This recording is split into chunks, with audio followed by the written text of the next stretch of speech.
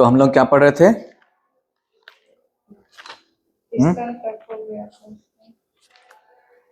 क्या पढ़ रहे थे? नक्सिक वर्णन। सही जवाब क्या है? नक्सिक वर्णन। किसके नक्सिक वर्णन? पद्मावती का, है ना। अब आज हम लोग आगे देखेंगे। शिखा से शुरू किए थे, है ना, और धीरे धीरे करके नाखून तक आएंगे। तो यहाँ पर जो अगला वर्णन है वह पद्मावती के पेट का वर्णन है। ठीक है। पेट पत्र चंदन जनु लावा।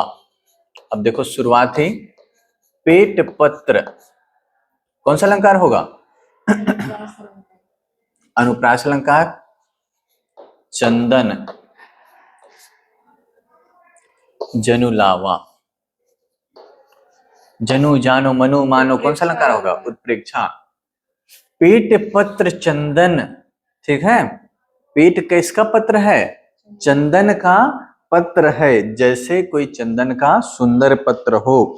कुंकुम कुंकुह केसरी बरन सुहावा। और इसका जो वर्ण है वो कैसा है? कुमकुम, है ना। यहाँ कुमकुम ना लिखकर कुंकुह लिखा है। और केसरी,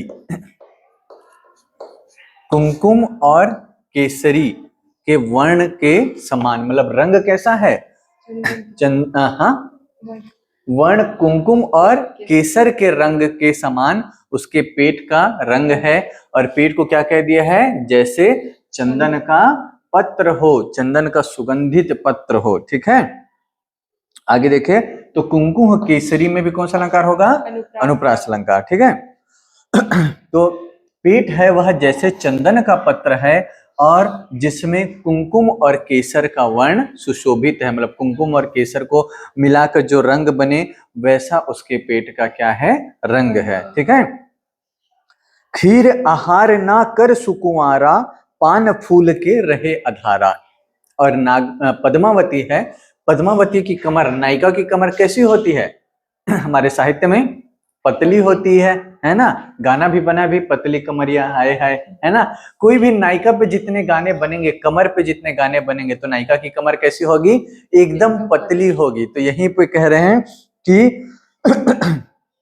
खीर आहार ना कर सुकुमारा, कि इतने सुकुमार है, इतने नाजुक है उसके कमर, उसकी जो कमर है, कि वो खीर का भी आहार नहीं ग्रहण, सॉरी खीर नहीं, यहाँ खीर लिखा है लेकिन उसका अर्थ होगा क्षीर, मतलब क्या होगा?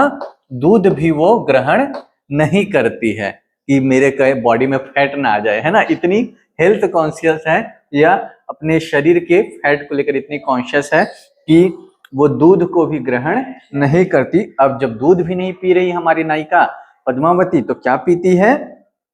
पान फूल के रहे अधारा। केवल पान, पत्तियां और फूल खाकर वो क्या कहती है? जीवित रहती है। मतलब हरी साग भाजी, पान फूल का अर्थ है केवल हरी साग भाजियां, सब्जियां, फल फूल ही वो ग्रहण करती है। दूध भी नहीं पीती, इस डर से कि शरीर में अतिरिक्त चर्बी ना आ जाए। ठीक है, इतनी पतली है। आगे देखिए, श्याम भुवंगिनी रोमावली। अब जो पेट है उससे जो रोमावली है ना, उसको क्या कह रहे हैं? श्याम भुवंगिनी। भुवंगिनी मतलब भुजंग, भुजंग मतलब क्या होता है? नहीं, बाल तो रोमावली होगा, है ना। भुजंग तो शब्द बहुत कॉमन है, विद्यापति में भी पढ़े हैं। भुजंग मतलब क्या होता है? सर्प होता है ना। क्षमा शोभती उस भुजंग को जिसके पास गरल हो। रामधारी सिंह दिनकर की बहुत प्रसिद्ध पंक्ति है कि उसी सर्प को क्षमा शोभती है जिसके पास क्या हो? जहर हो, गरल। तो भुजंग, यहाँ भुवंग कहा है, मतलब शब्द क्या है? भुजंग।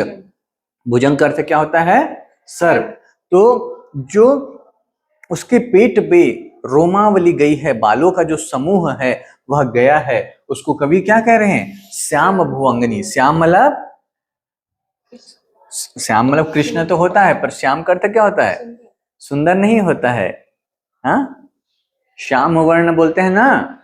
तो श्याम वर्ण मतलब क्या होता है? श्याम पट बोलते थे पहले बोर्ड को। जैसे तो ग्रीन बोर्ड है, इसके पीछे जो बोर्ड है उसको क्या कहते थे हिंदी में? श्याम पट। और अंग्रेजी नाम क्या है?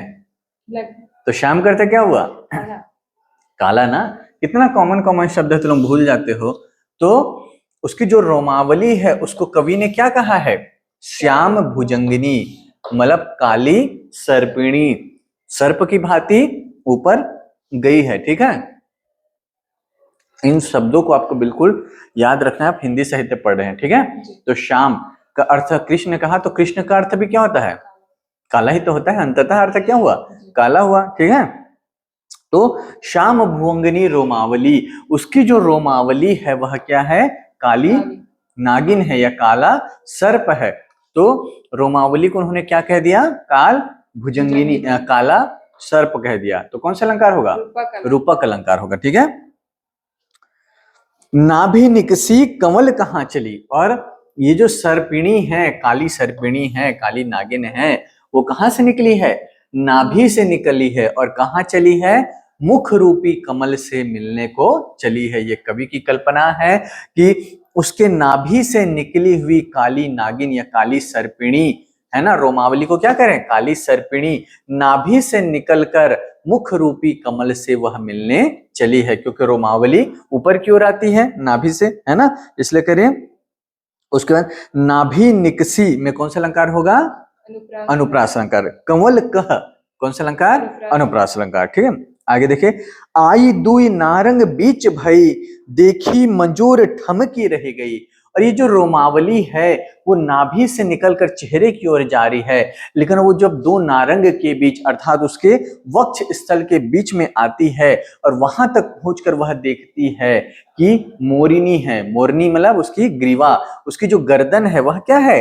मोरनी है। तो वह ठिठक जाती, क्योंकि वह किससे मिलने चली थी? कमल से। पर रास्ते में कौन मिल रहा है? मोरनी मिल रही है, इसलिए वह ठिठक कर रुक जाती है। मतलब रोमावली गर्दन से ऊपर नहीं जाती, वक्ष स्थल पर ही रोमावली रुक जाती है। यदि शरीर विज्ञान की दृष्टि से भी देखें तो हमारे जो अंग है वहां पर बाल का है, गर्दन में बाल नहीं होते हैं। तो उसको कवि ने कहा है कि नाभि से निकली कमल रूपी मुख से मिलने चली, लेकिन वक्ष स्थल पर आते ही जैसे ने उसने देखा कि वह कमल से मिलने जा रही है, मगर मार्ग में कौन है? मोर है, मोरनी है। और मोरनी को देखकर सर्प क्या होगा? हाँ, मोरनी, मोर किसको खाते हैं?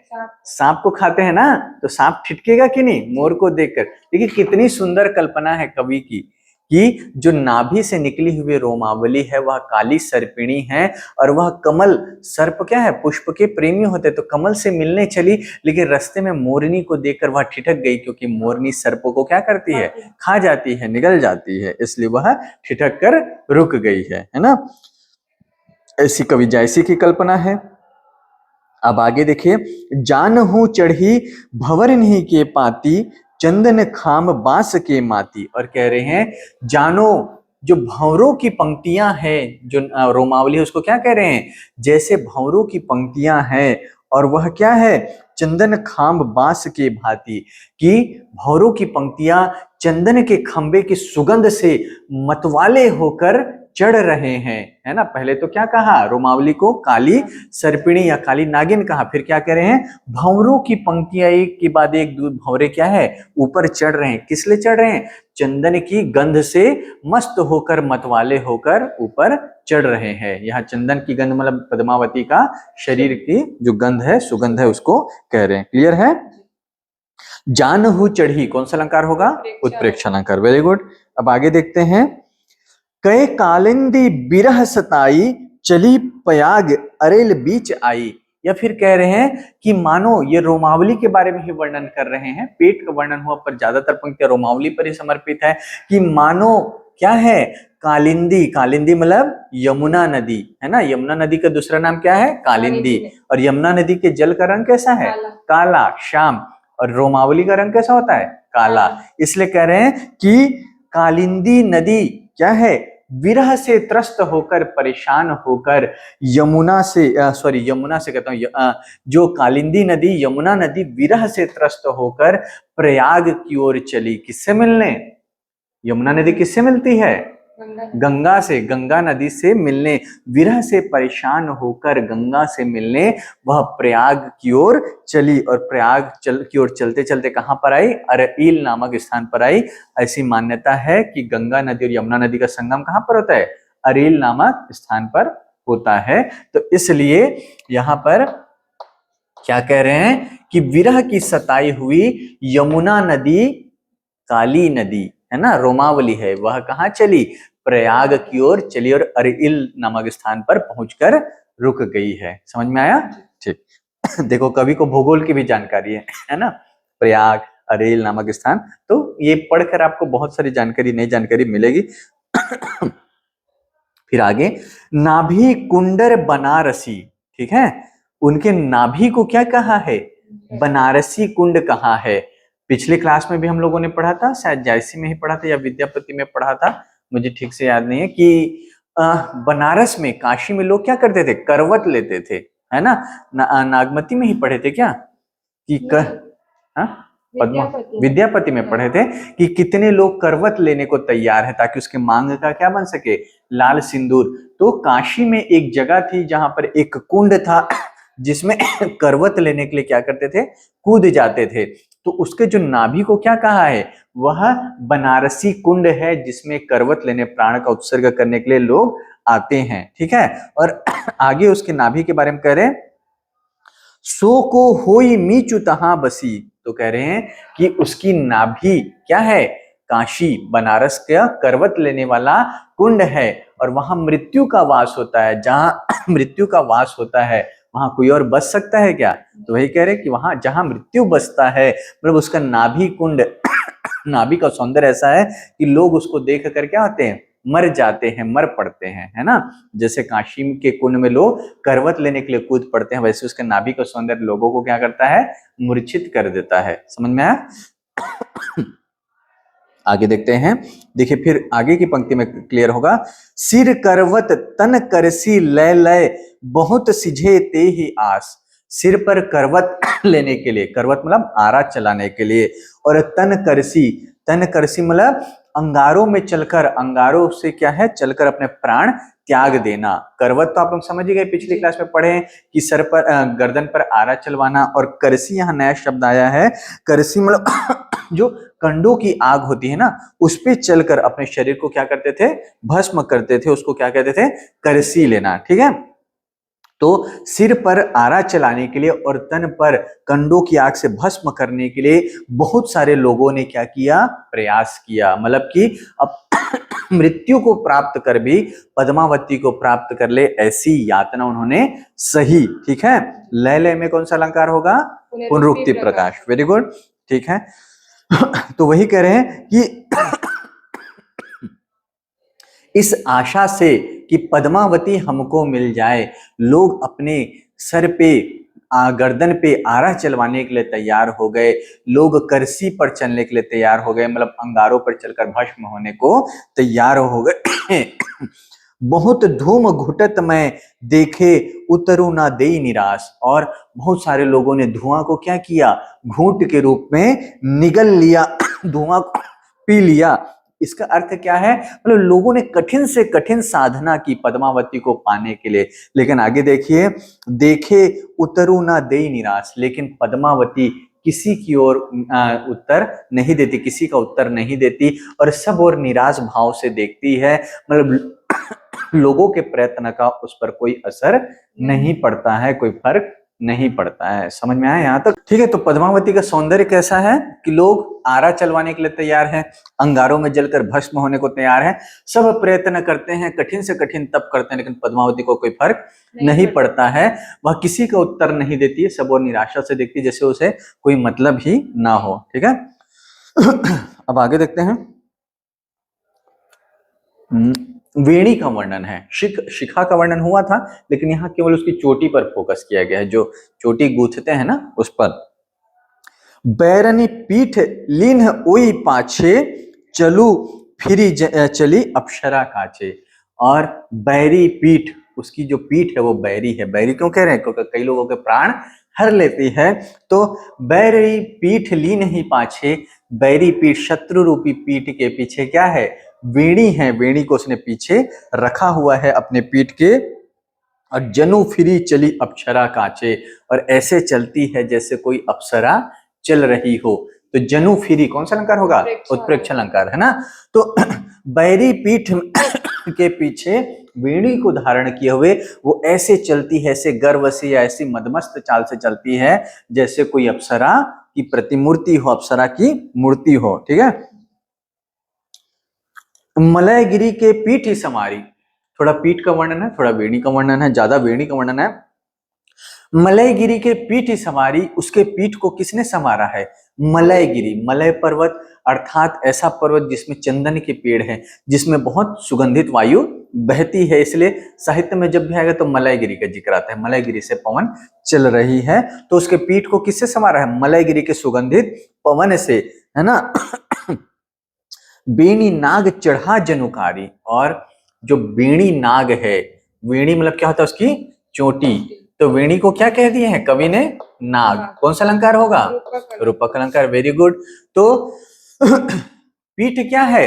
मलयगिरी पर्वत है, और मलयगिरी पर्वत में क्या है? सुगंधित वायु बहती है।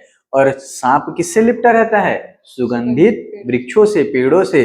तो यहाँ पर मलयगिरी रूपी उसका पीठ है, और उस पर वेणी रूपी नाग क्या है?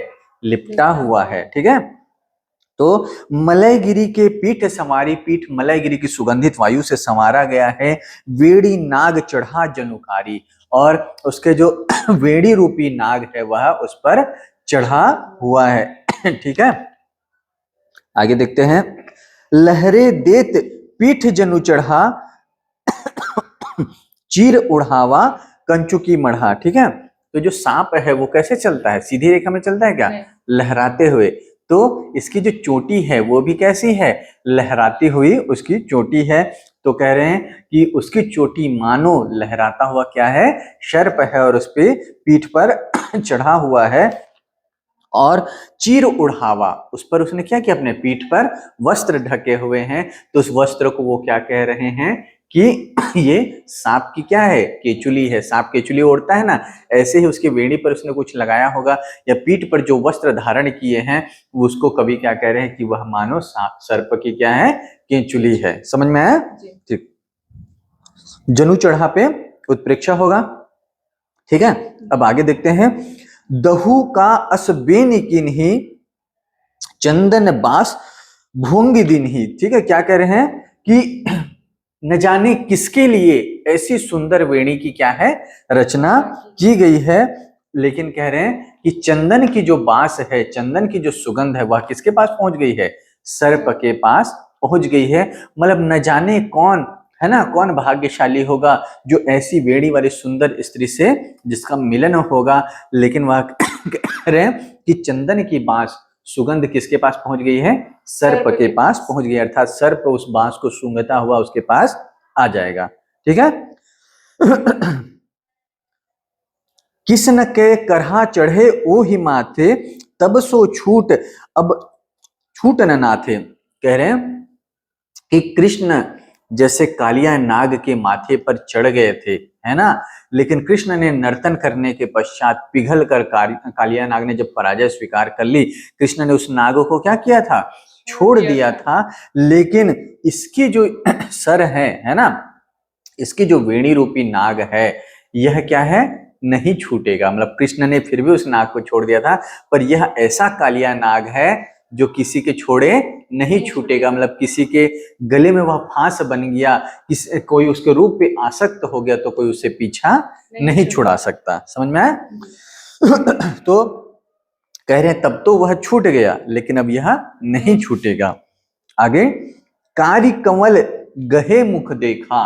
अब देखो यहाँ पे कि जो नाग है, कवि की कल्पना को थोड़ा समझने के लिए पेंटिंग की भी जानकारी होनी चाहिए। मैंने फिर कहा था ये उसके बाल है, संपोज करो, है ना। और बाल किस पे हैं? चेहरे पे। चेहरे को क्या कह रहा है? कमल। तो कवि कह रहे हैं कि शशि मानो काला जो सर्प है उसके मुख पर क्या है?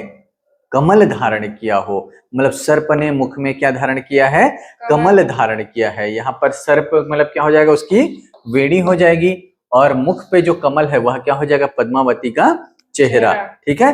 तो वेणी से बंधा हुआ या जुड़ा हुआ पद्मावती के चेहरे को कवि कह रहे हैं कि काले नाग ने कमल को धारण किया हुआ है। समझ में आया? पता नहीं कैसी कैसी कल्पना कर लेते हैं कभी लोग, है ना। और इतने में ही संतुष्ट नहीं हुए, फिर आगे क्या करें, शशि पाछ जस राहु विशेखा, जैसे शशि के पीछे, चंद्रमा के पीछे क्या हो, राहु हो। और राहु ज्योतिष में माना जाता है कि राहु की जो आकृति है वह किसके जैसी है, सर्प की जैसी है। इसलिए कह रहे हैं कि चंद्रमा के पीछे जैसे राहु हो। ठीक है, ये कल्पना थोड़ी ठीक लगी मुझे, है ना। तो समझ में आया? तो पहले कह दिए, क्या कह दिए कि सर्प के मुख में, काले सर्प के मुख में कमल हो, या फिर चंद्रमा के पीछे क्या हो, राहु हो। ठीक है, जस राहु में कौन सा अलंकार होगा, उत्प्रेक्षा। Very good. को देखे पावे वह नागु, सो देखे माथ मणि भागु। और कह रहे हैं कि ऐसे नाग को, कैसे नाग को, जिसने मुख में क्या धारण किया है, कमल, कौन देखने पाएगा, वही पाएगा जिसके माथे मणि भागु, जिसके माथे में मणि हो, भाग्य का मणि हो। मतलब बहुत किस्मत का धनी व्यक्ति ही ऐसे नाग का सुंदर मुख को देख सकता है। पनंग पंकज मुहे खंजन तहां बैठ। और क्या कह रहे हैं कि मुख में कमल लिए हुए गहे खंजन तहां बैठ। और आंखों में क्या है, खंजन है, मतलब उसकी आंखें क्या है, खंजन है। तो यहां पर नाग क्या होगा, वेणी होगा, पंकज क्या होगा, उसका चेहरा होगा, और खंजन क्या होंगे, आंखें होंगी। ठीक है, तो पूरे प्रतीकात्मक है। तो कह रहे हैं कि पनंग पंकज मुख गहे, कि पंकज को मुख में, कमल को मुख में धारण किए हुए, है ना। और नयन क्या है, खंजन, जहां क्या बैठे हो, मुख में क्या बैठे हो, खंजन बैठे हो, मतलब वो आंखों को कह रहे हैं कि कौन देख पाएगा। छात सिंहासन राजा घन, ता कहां होई जो दीर। तो कह रहे हैं कि ऐसा राजा ही उसको देख पाएगा, है ना। छत्र सिंहासन राजा, जो देख पाएगा ऐसे मुख को, उसको क्या होगी, धन और समृद्धि की प्राप्ति होगी। मतलब यह क्या है, दुर्लभ सगुन है कि ऐसा नाग जो मुख में कमल को धारण किए हुए है, और उस कमल में खंजन पक्षी क्रीड़ा कर रहे हो, मतलब दो आंखें क्रीड़ा कर रहे हो, ऐसे मुख को वही देख पाएगा जो इस शकुन को देख पाएगा, शुभ मुख को देख पाएगा। उसे क्या होगा, राज सिंहासन की, धन वैभव और समृद्धि की प्राप्ति होगी, जिसे भी इसका दर्शन होगा। क्लियर है, समझ में आया? ठीक, अगली पंक्ति देखते हैं। और पेट के बाद कमर, है ना, जो मैंने पतली कमरिया कहा, तो पेट से भी संबंधित है, कमर से भी, है ना। पेट पतला होगा तो, पेट मोटा होगा तो कमर तो मोटा होगा ही, है ना। तो नायिका की पेट इतना क्षीण है, पतला है ना, वो दूध का भी आहार ग्रहण नहीं करती, तो उसकी कमर कैसे होगी, बिल्कुल पतली होगी। और कमर की तुलना किससे करते हैं, सिंह की कमर से करते हैं। तो देखो यहां, लंक पुहुई में अस आहिना काहू, लंक मतलब होता है कमर, ठीक है। तो लंक पुही में, उसकी कमर जैसे पतली कमर पूरे पृथ्वी में किसी की नहीं है। ठीक है, के हरि कहो ना ओ ही सारी ताहू, यहां तक कि जो सिंह की जो कमर है उसकी भी उससे बराबरी नहीं की जा सकती।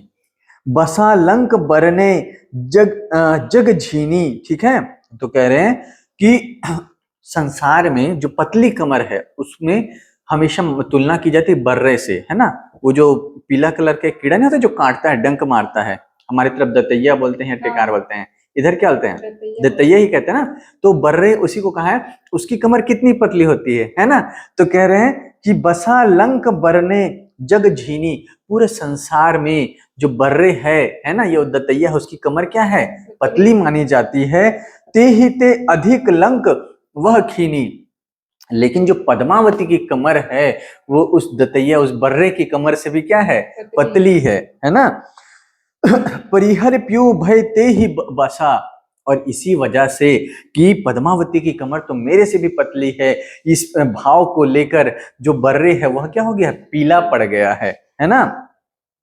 लीन है लंक लोग कहाँ डसा, और इसी क्रोध में वह लोगों को क्या कर रहा है, डस रहा है कि मेरे से सुंदर, मेरे से पतली कमर वाली ये कैसे आ गई। और उस क्रोध में, उस दुख में पहली बार पीला पड़ा है, और उस निराशा या क्रोध में लोगों को क्या कर रहा है, डस रहा है। ठीक है, अब यहां देखो, अस आही और परिहर प्यूर लीन हे लंग, इस सब में क्या अलंकार होगा? अनुप्रास अलंकार। ठीक है। अब आगे कह रहे हैं जानहु नलिनी खंड दुई भई, मानो कमलिनी कुमुदनी को दो हिस्से में क्या किया गया है? तोड़ दिया गया है। दुही बीच लंक तार रह गई, और दोनों कुमुदनी के पुष्प को दो हिस्से में तोड़ने से बीच में जो तार रहता है, कमल की नाल को तोड़ेंगे तो तार रेशे निकलते हैं, तो कह रहे हैं दुही बीच लंक तार रह गई। वो तार जितनी पतली होती है उतनी पतली क्या है? पद्मावती की कमर है ना। इतनी पतली कमर होती तो किसी को दिखती ही नहीं, पर कवि है हमारे यहाँ पर रूपक अतिशोक्ति है ना। रूप का क्या है? अतिशोक्तिपूर्ण वर्णन है। तो ही सो मोरी चले वह तागा, पग देत कत सही सकी सक लागा। इतनी पतली कमर है कि हृदय की थोड़ी सी हलचल भावनाएं हृदय में वो हिलने डुलने लगती उसकी कमर है ना। और कह रही है कि जब वो अपने पैरों का उपयोग करेगी, कदमों से वो जब चलेगी, कदम बढ़ाएगी, तो वो पतली कमर कैसे उसके भार को संभाल पाएंगे। विद्यापति ने भी कहा था कि वो कमर टूट ना जाए नितंब के भार से, इसलिए त्रिबली में लता लगाकर उलझा दिए हैं। तो यहां भी वही कह रहे हैं कि हृदय की थोड़ी सी हलचल से वो कमर हिलने लगती है। जब वह अपने पग बढ़ाएगी तो क्या उसकी पतली कमर उसके पदों के भार को सहन कर पाएंगे, है ना। तो सही सक लागा, सही सक में अनुप्रास अलंकार होगा। ठीक, फिर आगे क्षुद्र घंटी मोह ही नर राजा, और उसने कमर में जो करधनी पहनी है उसकी जो घंटियों की स्वर है, ध्वनि है, वो राजाओं को क्या करती है? मोहित कर देती है। इंद्र अखार आई जनु साजा, ऐसा लगता है उसकी जो कमर की करधनी में बजती हुई घंटियां मानो इंद्र का अखाड़ा हो, मतलब इंद्र का दल हो जो सज धज कर युद्ध करने जा रहा है। ठीक है। उसके बाद मान हो बीन गहे कामिनी, राग ही सबे राग रागिनी। कह रहे हैं कि उसकी जो कमर है ना, उसकी जो ध्वनि है वो कैसी है कि मानो जो वीणा लेकर, कामिनी मतलब सुंदर स्त्रियां वीणा लेकर क्या है? राग रागिनी आलाप रहे हैं। मतलब उसके कमर के हिलने से घंटियों की जो स्वर है, पहले तो कवि ने क्या कहा कि उसको सुनकर राजा मोहित हो जाते हैं, या वह इंद्र का अखाड़ा है जो साज धज के साथ चल रहा है। फिर अगली पंक्ति में कहते हैं मानो कामिनी, सुंदर स्त्रियों का समूह वीणा लेकर वादन कर रहा हो और सुंदर सुंदर राग अलाप रहा हो। ठीक है। तो मानहु बीन कौन सा अलंकार? उत्प्रेक्ष अलंकार। Very good. सिंह न जीता लंक सरिहारी, लिन्ह बनबासु, और उसकी पतली कमर के सौंदर्य के आगे, उसकी क्षीणता के आगे सिंह भी पराजित हो गया, और इसलिए वह पराजित होकर, लज्जित होकर कहाँ वास करने लगा? वन में, है ना। वो तो याद ही हो गया होगा कि कोई भी पराजित होता है कहाँ चले जाता है? वन में, है ना। ते ही रिस रकत पिए मन कर खाई मार के मासू, और इसलिए वो क्या है? रिस में, गुस्से में क्या कर रहा है? रक्त पीने लगा और मनुष्य को मार के उसका मांस खाने लगा, सिर्फ इसलिए कि पद्मावती की कमर सिंह से पतली है। ठीक है। रिस रकत कौन सा अलंकार होगा? अनुप्रास अलंकार। Very good. तो ये हो गया उसके कमर का वर्णन। अब नाभि का वर्णन। नाभि कुंडर मलय समीरु, उसके नाभि को क्या कहा है? कुंड कहा है। और उस कुंड से कौन सी हवा चलती है? मलयगिरी की सुगंधित वायु चलती है। और उसके आगे समुद्र भंवर जस भवे भंवरू, और समुद्र में जैसे भंवर पड़ते हैं वैसे ही भंवर उसके नाभि में है। ठीक है। उसकी गहरी नाभि में है।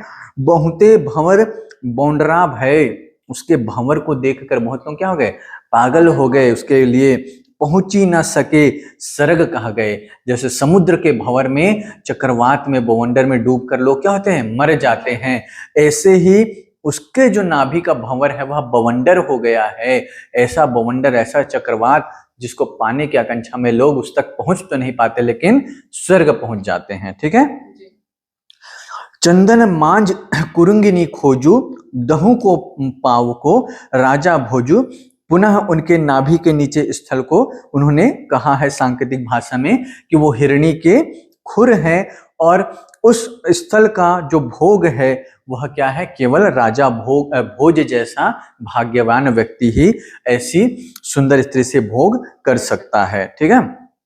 को ओहि लागी हिमंचल सीझा, और उसको प्राप्त करने के लिए कोई हिमालय में जाकर क्या कर रहा है, तपस्या कर रहा है। का कहीं लिख ओस को रीझा, पता नहीं किसके भाग में यह लिखा होगा कि उस पर पद्मावती क्या हो, रीझ जाए, उसकी तपस्या से प्रसन्न हो जाए। पिछले एक पद में हमने पढ़ा था कि वो किसी को पलट कर भी नहीं देखती, निराशा से देखती है, किसी को उत्तर नहीं देती है।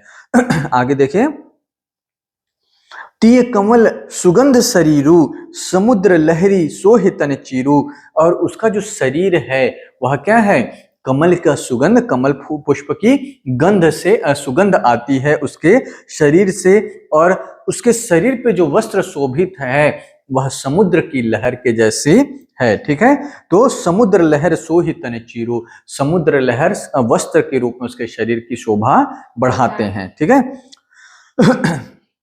भूल ही रतन पाट के झोपा, साज मदन दहु कोपा, और रत्न लगे हुए रेशम के झुग्गे सामने लटकते हैं, मतलब उसने वस्त्रों में कुछ धारण किया है, वो झुग्गे के रूप में लटक रहे हैं, और उस सौंदर्य को देखकर पद्मावती के क्या कह रहे हैं, साजी मदन, स्वयं मदन अर्थात कामदेव क्या है, सज धज कर आए हैं। क्यों आए हैं, कोप से आए हैं, मतलब कामदेव जब क्रोधित होते हैं तो अपने पंच सर से 5 बाणों से लोगों को क्या करते हैं, मार देते हैं। तो इसका सौंदर्य ऐसा है कि देखने वाले क्या हो जाते हैं, मूर्छित हो जाते हैं या मर जाते हैं। तो पद्मावती सज धज कर ऐसा रूप धारण करके आई है जिसको देखकर कवि जायसी कहते हैं कि जैसे स्वयं कामदेव कोप से किसी को नष्ट करने आए हों। ठीक है, मतलब किसी का सौंदर्य देखकर लड़के लोग कहते हैं ना, मार ही डालेगी, है ना, तो ऐसा सौंदर्य है इसका। ठीक है।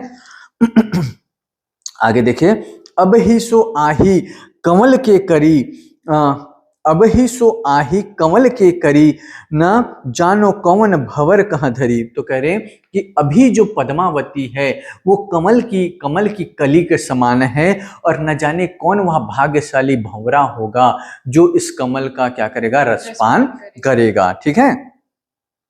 बेधि रहा जग बासना, परिमल भेद सुगंध, और उसके शरीर की सुगंध से पूरा जो संसार है वह वासना से बिंधा हुआ है, मतलब उसको जो भी देखता है उसके मन में वासना का, कामना का क्या हो जाता है, संचार हो जाता है। ते ही अरघानी भंवर सब लुबुधे तजही ना नीवी बंद, और कह रहे हैं कि जो भंवर है, भंवरे हैं, वो उसकी नाभि के सुगंध से क्या हुआ है, बंधा हुआ है, और उसको छोड़कर अन्यत्र नहीं जाता है। समझ में आया? तो ये उसके नाभि का वर्णन है। और अंतिम पद है जो जिसमें उसके नितंब का वर्णन किया गया है। तो कह रहे हैं, बरनो नितंब लंक कै शोभा, अब मैं उसके नितंब का वर्णन करूंगा जो उसके कमर के नीचे शोभा पाता है। ओ गज गवन देख सब लोभा, और जब वो चलती है तो उसकी हाथी जैसी गति को देखकर, गजगामिनी है वह, तो उसकी सुंदर गति को देखकर सब क्या होते हैं, लोभा जाते हैं, मोहित हो जाते हैं। जुड़े जंग शोभ अति पाए, और उसके जो जुड़े हुए आपस में सटे हुए जांग है वह बहुत शोभा पाते हैं, सुंदर लगते हैं। और आगे कवि कह रहे हैं, केरा खांब फेरी जनु लाए, मानो किसी ने केले के खंबे को उल्टा लटका दिया हो। जांग की तुलना, पैर की तुलना हमेशा किस होती है, कमल से, केले के पेड़ से, है ना। तो क्या कह रहे हैं, मानो केले के पेड़ को उल्टा लटका दिया हो। जनु लाए, कौन सा अलंकार, उत्प्रेक्ष अलंकार। कमल चरण अति रात बिसेखे, और नायिका के जो चरण है वो कमल चरण है, रात बिसेखे मतलब विशेष रूप से लाल है, बिल्कुल रक्तिम है, लाल है। क्या करें, रही पाट पर पुहिम न देखे, पाट पर पुहिम कौन सा अलंकार, अनुप्रास अलंकार, है ना। तो वो चरण इतने कोमल है, इतने लाल है, क्यों ऐसे हैं, क्योंकि हमेशा वो पाट पर रहते हैं, पीढ़े पर रहते हैं, उन्होंने पृथ्वी का स्पर्श नहीं किया है ना। और इन सुंदर चरणों के बारे में कह रहे हैं, देवता हाथ हाथ पगुले ही, जो देवता है वो हाथ क्या करते हैं, उसके पैरों पे अपने हाथ रखते हैं, है ना। हाथ हाथ कौन सा अलंकार, पुनरुक्ति प्रकाश। पगु पर जहां शीस तहां देखी, केवल हाथ ही नहीं रखते हैं उनके चरणों पर, है ना, मतलब चरणों के नीचे अपने हाथ रख देते ताकि वो धरती का स्पर्श ना करे। और तो और अब उसके पग को अपने शीश पर लेते हैं, मतलब उसके चरणों को अपने शीश पर रखते हैं, है ना। माथे भाग को दसु अस पावा, कवल चरण ले शीश चढ़ावा। और कह रहे हैं कि वह व्यक्ति बहुत भाग्यशाली है जिसके शीश पर उसके कमल चरण, कमल के समान कोमल सुंदर चरण रखती है। जिसके भी शीश पर वह व्यक्ति क्या है, निश्चित ही भाग्यवान है, बहुत भाग्यशाली है। ठीक है। चूरा चांद सूरज उजियारा, चूरा चांद में कौन सा अलंकार, अनुप्रास अलंकार। तो जो पैरों में चूड़ा मतलब कड़ा पहने हुए है वो क्या है, चांद और सूरज के जैसा उजियाला, प्रकाशवान है ना। और कहा गए, पायल बीच कर ही झनकारा, चूड़ा चांद और सूरज के समान प्रकाशित है और पायल है वह क्या करता है, झनकार करती है। ठीक है, पायल। अनवट बिखिया नखत तराई, जो पैर की उंगलियों में उसने अनवट नामक आभूषण पहना है, बिछिया पहना है, वो नक्षत्र और तारे के समान क्या है, जगमग है, चमकते हैं। पहुंची सको को पावन हिताई, और उसके पैरों तक कौन पहुंच सकता है, मतलब पद्मावती तक कोई भी पहुंच नहीं पा रहा है। ठीक है। बरनी सिंगार ना जाने नख सिख जैसा अभोग, और हीरामन तो तब कहता है कि हे राजन, मैंने उसके श्रृंगार का, उसके सौंदर्य का नख शिख वर्णन कर दिया है, नाखून से लेकर शिखा तक वर्णन कर दिया है। और उसका सौंदर्य कैसा है, अभोग है, अक्षत है, अभी तक किसी ने उसका स्पर्श नहीं किया है। तस जग किछो न पावो उपमा देह ओ ही जोग। और कहते हैं यद्यपि मैंने उसके सौंदर्य का, उसके श्रृंगार का वर्णन, नखशिक वर्णन किया है, अक्षत यौवन का वर्णन किया है, लेकिन संसार में ऐसी कोई भी वस्तु नहीं है जिससे उसकी सुंदरता की उपमा दे सको, सुंदरता की तुलना कर सको। मतलब वर्णन करने के बाद भी जब आप उसे देखेंगे तो उसे अद्वितीय, अनुपम पाएंगे। तो यहाँ पर हमारा नखशिक वर्णन पूर्णतः समाप्त होता है। अगली क्लास में नए कवि के साथ मिलेंगे या नाटक उठाएंगे, जो भी हो उसको अगली क्लास में तय करेंगे। ठीक है। तो 2 कवि आपके कंप्लीट हो गए, विद्यापति और मलिक मोहम्मद जैसी। क्लियर है।